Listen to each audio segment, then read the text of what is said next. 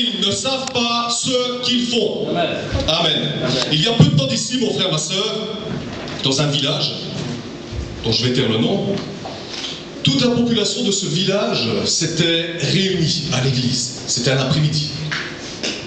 Ils avaient tous été invités à un enterrement. On s'est même parlé de ça, on est en pleine soirée gospel. Et effectivement, toute cette population avait été invitée à participer aux funérailles d'un petit garçon pitant qui avait été tué par un autre garçon du village. Il avait été battu à mort. Moi, je me suis posé la question de savoir, mais quels étaient les sentiments des parents lorsqu'ils ont appris le décès de leur enfant? Qu'est-ce qui a animé les frères et sœurs, la population du village qui s'est présentée à l'église cet après-midi-là?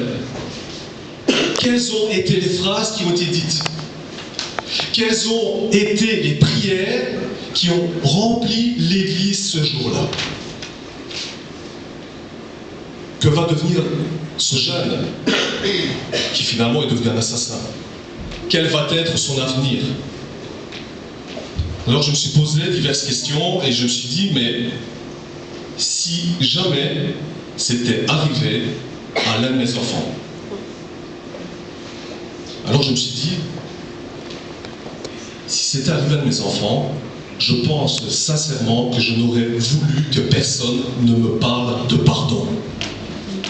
Je n'aurais pas voulu certainement aller trouver un pasteur pour me faire rentrer dans une forme de relation d'aide et m'aider à pardonner ou m'amener à aller dans un futur proche ou lointain au tribunal pour pouvoir parler avec le coupable et lui dire je te pardonne.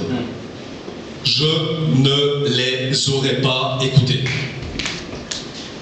Je ne les aurais pas écoutés même si on m'aurait dit c'est dans ton intérêt de rentrer dans une forme pour pardonner.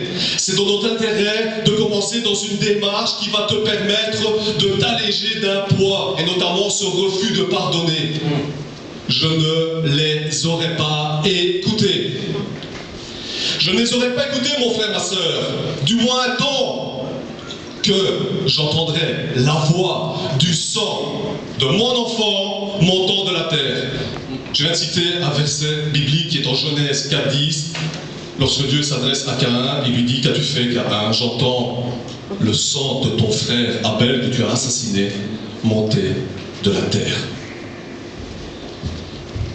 Jésus, lui, est monté sur la croix. Et lorsqu'il est sur la croix, il va formuler une prière presque incroyable. D'ailleurs, c'est une requête presque incroyable qu'il adresse à Dieu.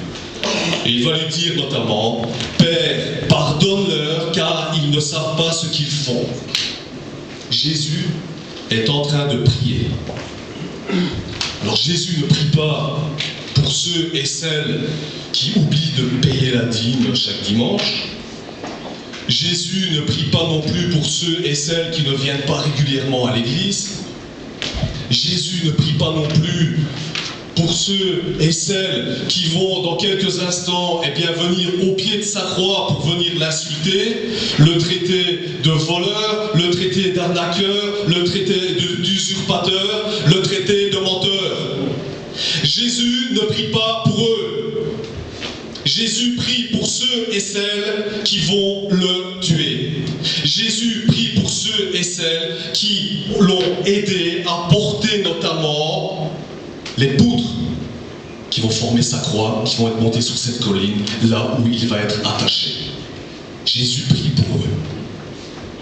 Et il s'adresse à son Père. Dans une prière que je trouve presque inappropriée, même voire déplacée. Père, pardonne-leur.